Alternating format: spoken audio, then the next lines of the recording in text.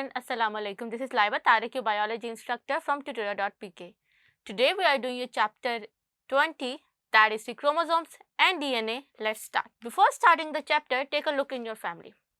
आप देखते हैं कि जब कोई न्यू बेबी बॉर्न होता है तो उसके जो ट्रेट्स होते हैं वो कुछ उसके कजन से मिलते हैं, कुछ उसके पेरेंट्स से मिलते हैं. तो किस तरह से एक न्यू बॉर्न बेबी अपने रिलेटिव से इतना क्लोजली रिलेटेड हो सकता है?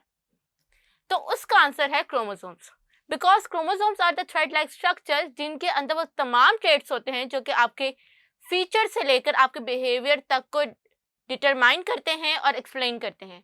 सो दैट्स वाई क्रोमोसोम्स को साइंटिस्ट जो हैं ये सबसे ज़्यादा इंपॉर्टेंस देते हैं, क्योंकि दीज आर द वन जिनके अंदर ज़रा सी भी मिस्टेक हो जाए तो आपकी पूरी बॉडी अपना काम करना छोड़ सकती है. तो ये जो क्रोमोसोम्स है ये कैसे नजर आए?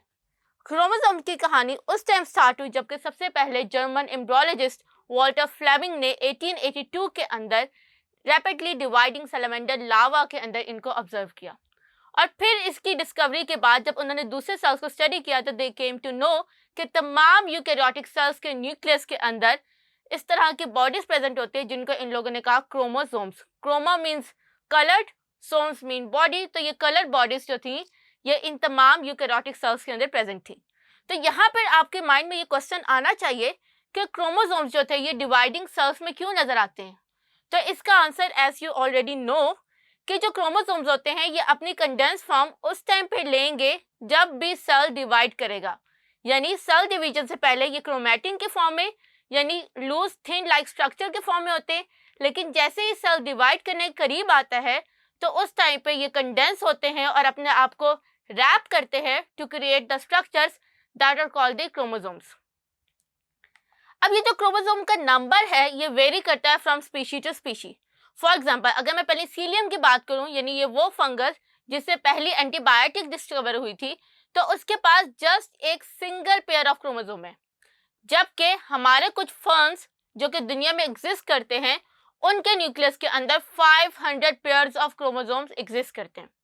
और अगर हम एनिमल्स की बात करें तो मॉस्किटोज के पास 6 क्रोमोसोम्स होते हैं, हनी बी के पास 32 क्रोमोसोम्स होते हैं, कॉर्न एंड शुगर कैन के पास 20 and 80 क्रोमोसोम्स होते हैं, फ्रॉग के पास 26 क्रोमोसोम्स होते हैं, माउस के पास 40, जबकि ह्यूमंस के पास 46 क्रोमोसोम्स होते हैं. इट मीन्स कि ह्यूमंस के पास 23 पेयर्स ऑफ क्रोमोसोम्स एग्जिस्ट कर रहे होते हैं.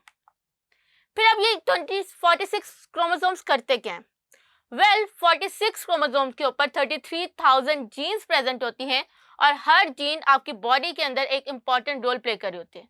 समटाइम ये जीन्स आपके किसी कैरेक्टर को डिफाइन करती है बाय क्रिएटिंग द एंजाइम्स और the proteins that are necessary for that characters. और अगर इस क्रोमोसोम का कोई भी पार्ट मिस हो जाए तो उस मिसिंग क्रोमोसोम की वजह से ह्यूमंस के अंदर जेनेटिक डिजीजेस जैसी बीमारियां क्रिएट होती हैं. आपने अक्सर सुना होगा कि जो जेनेटिक डिजीजेस होते हैं वो क्यूरेबल नहीं होते.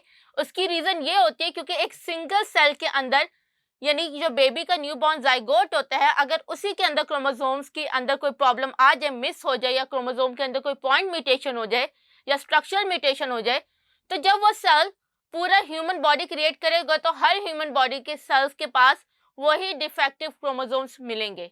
So that's why genetic disease का क्योर आज तक डिस्कवर नहीं हुआ. तो इस तरह से हम लोग जो है ये चीज़ क्रोमोसोम्स ने दुनिया के अंदर मॉलिक्यूलर बायोलॉजी जैसी फील्ड को जो है वो क्रिएट करवाया और उसकी फाउंडेशन रखी. और क्रोमोसोम्स को स्टडी करना किसी भी ह्यूमन की एग्जिस्टेंस के लिए बहुत ज़्यादा ज़रूरी है.